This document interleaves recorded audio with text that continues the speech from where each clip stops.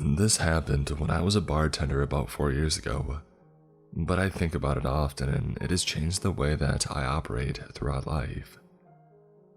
I now refuse to go to any store alone after midnight. For the story's sake, I would tell you that I was 25 and an attractive, slender blonde at the time. On a busy Friday night, I was bartending with the bar manager. Minty had noticed that we were very low on some bar necessities after the dinner rush. Lemons, limes, bitters, that kind of thing. So I was sent out to go to a 24-hour grocery store down the road to pick up the odds and ends that we would need to get us through the weekend. I picked up everything that was asked of me without any trouble at the store, until I got to the liquor aisle. There were two country-looking guys that were probably around my age in the aisle, and they were staring at me and whispering to each other in a way that made me uncomfortable, as I assumed they were making comments about me. All pretty innocent so far. Before they could approach me, I grabbed what I needed very quickly, and I power-walked to the self-checkout. I really booked it out of there because when you're a bartender, it's kind of like you are on stage, and you're required to be charming and interact with people that you otherwise absolutely wouldn't be able to tolerate unless you're getting paid to. Thus, why I'm not a bartender anymore. I get to the self-checkout and hot on my tail are the two guys. I'm scanning my stuff and they use the scanning station next to me. I get a better look at them now that they are right next to me. One is taller, muscular, and average looking. The other is shorter and more plump. They both looked dirty and their eyes were completely bloodshot. Not sure if they were high on something or had already been drinking for a while. They continued to stare at me and our eyes awkwardly met. So I did the pleasant, Midwestern-y thing to do, and flashed them a quick, insincere, closed-lip smile to be polite. The taller one starts trying to talk to me. "Hey, it looks like you're ready to party, huh?" I replied with something like, "Yeah, something like that. It's not for me, though." They walk closer to me and ignore their responsibility to scan their items. "Oh, it must be your boyfriend, huh?" I flashed the awkward, tight-lipped smile again, and I roll my eyes slightly, like this is your hint that I'm not interested, fellas. The taller one continues to try to talk to me. "You could come hang out with us tonight. We could show you a real good time if you know what I mean." I reply with, "No thanks, I'm good, I have plans already." Well, the tall one starts to get upset that his moves aren't working like he had hoped, and starts using a more threatening tone and moves very close to me, like 2 inches away, but I ignore him, stay focused on the scanner. I don't think he had showered in a few days by the smell of him. He gets a little bit louder and says, "Oh, I see how it is. You probably only get with doctors and rich men like that. You think you're too good for us. We can show you that you aren't. We can teach you a lesson." Now, I'm not sure in what context he meant, but it definitely wasn't good. Still not looking at him, I turn away so my body is blocking his view of my purse, which I had set on the scanner. I grab my 4-inch pocket knife out and slide it up my jacket sleeve, in case I need to protect myself, acting like I'm searching for my wallet. I do this, however, in view of the self-scan worker standing at her podium, and I look at her with wide eyes, trying to communicate that I do not feel safe and that I might need help. I turn back to the machine and slide my credit card to pay, while the creepy and hostile guys are practically standing on top of me. The machine malfunctions and it starts beeping. The lady comes over immediately, and the guys standing next to me change their expressions from, "I'm planning to do this to you for a couple of days and toss your body in a creek," to just your friendly good old country boys making polite conversation over here. They actually tried to act like I knew them, and that we were friends so the worker wouldn't be alerted to their ill intentions. They tried joking with the worker, saying that I was stealing something and that's why the machine went off. The worker was definitely not buying it. She was more than 6 feet tall, with some muscle on her by the way, I wouldn't mess with her on my best day. Anyways, she presses a few buttons on the screen, shooting the guys a very unimpressed look when they were trying to act charming, and cancels the order completely. She turns to me and says, "I'm sorry for the inconvenience, ma'am. This machine seems to not be working correctly. Why don't you gather up your things and I'll ring you up at an actual register." She puts her hand on my back and gives me a wide-eyed look, like I had given her a minute earlier, letting me know that she sees I am in danger. I pick up my things to follow her to a register that is near the security office. The guys linger around the self-scan, still glaring at me, and eventually complete their purchase, but they stand at the exit, assuming that they are waiting for me. I felt like I would be walking to my death if I made my exit in that moment. The worker keeps a close eye on the guys and scans my items. As she's scanning, she tells me there wasn't actually anything wrong with the machine that I was using. It just misread my credit card. She said, "I had a bad feeling about those guys from the moment they walked in, and then I saw them getting aggressive towards you. I already rang security to be ready to walk you out to the parking lot and make sure that you can leave safely when you're ready to leave. And then I saw you take that knife out and put it up your sleeve, getting ready to protect yourself. Good girl. As much as I would like to see you show them they picked the wrong chick to mess with, I'm glad I was able to pull you aside and make sure that you're safe. I see them waiting by the door for you. I'll just keep pressing buttons on the screen and act like I'm having trouble with your order until they give up and go outside. Our security officer and I are both still going to escort you to your vehicle when you leave, though."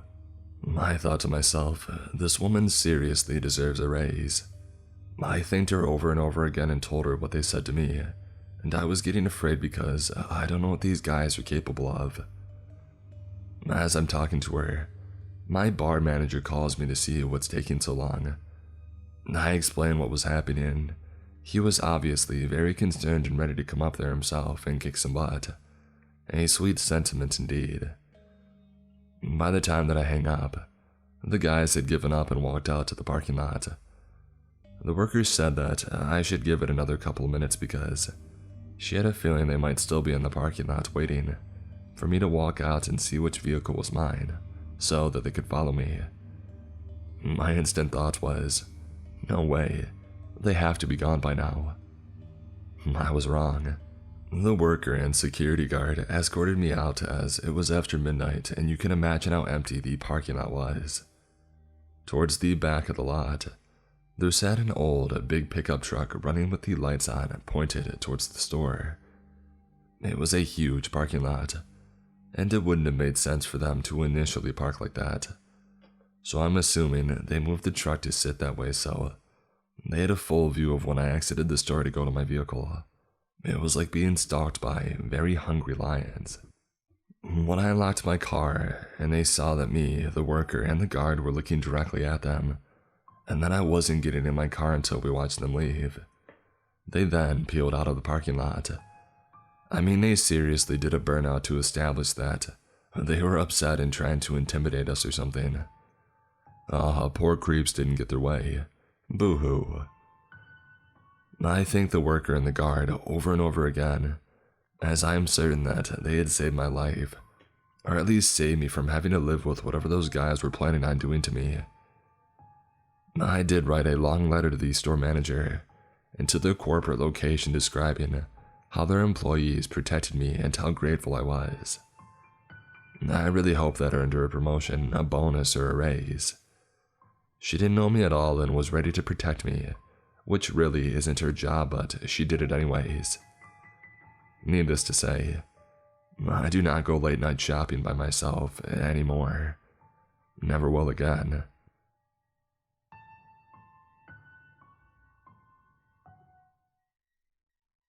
I've been running in these woods for as long as I can remember, but this might make me change my mind. The story began at around 6:30 p.m. I had finished eating and decided to go on a run, as usual. I always use the same path, cross the street, run for about 1 kilometer, and pass the gate that goes into the woods, Something important to note is that the trail I use in the forest is separated about halfway through. One path is paved and the other isn't. I usually go into the unpaved path first, and then turn into the paved one after about 3 km. Nothing ever really goes wrong. I meet some rare people walking their dogs, but other than that, I'm pretty much alone. At least I thought I was. I had been running for a while when I heard a notification coming from my phone. An airdrop notification. Since I didn't want to make it look like I was worried, I kept running for a couple of minutes and then stopped to change the music. I opened the airdrop dreadfully. Who the heck was sending me stuff? Pretty sure that I was alone. I clicked on the drop and my heart sunk. It was a Snapchat picture of me running with the caption, "You look good." I didn't turn around.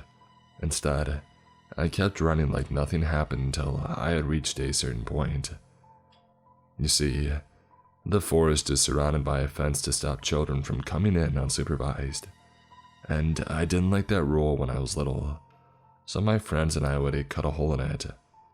When I was aligned with that hole, I quickly turned and buried myself into the forest, aiming for my escape. I could hear ruffling behind me and I still didn't turn back. When I finally reached the hole, I jumped through it and absolutely booked it to the fire station that was a couple streets down.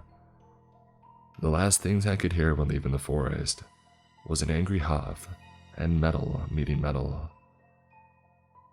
I still don't know who it was or what they wanted from me, but I never ran in this forest again.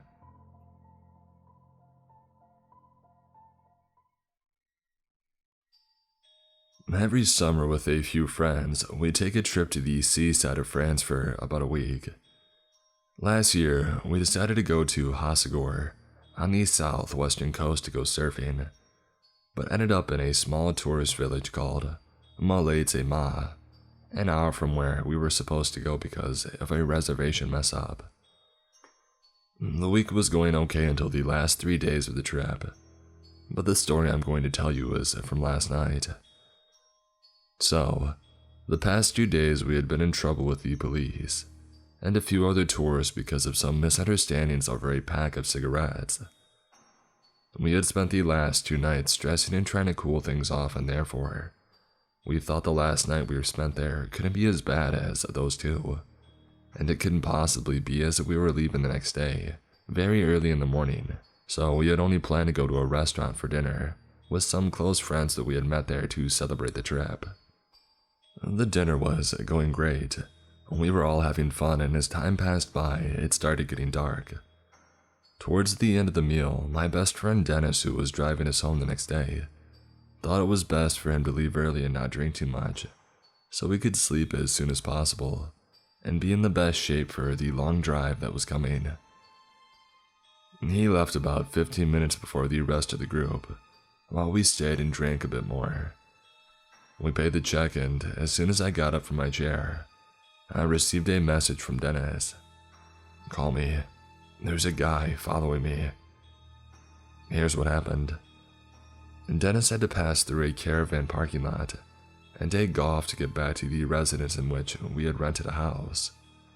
While he was in the parking lot, he noticed someone behind him that was about his size, with a hood and a cap on. At first, he didn't think anything of him, as the village was actually quite touristy, and there were a lot of people usually passing by the parking lot. But when Dennis stopped to take a pee on the tree, he had a glimpse of the guy behind him stopping and hiding behind another tree a few feet back. And as soon as he got to walking again, the guy stepped out from behind the tree and started following him again up to the Gulf. As Dennis got there, he was a bit creeped out, especially since at night, the Gulf is completely dark, only lit by the moonlight and empty of people. He stopped again for a second to light a cigarette and checked if the guy was still behind him. Once again, the guy stepped out of the path and hid behind a tree until Dennis started walking again. That's when he understood that he was in danger. The guy wasn't physically imposing, and so Dennis thought that it was weird that he was so confident in following him. Maybe because he was holding a knife or a gun. Nevertheless, Dennis kept walking and acting as if he hadn't noticed anything, although the guy was following him again and sent me the message, "Call me, there's a guy following me." As soon as I had picked up, he talked loudly to try and scare off the guy by saying, "Hey, you're at the golf with the other 8. No problem, I'll be there in a minute."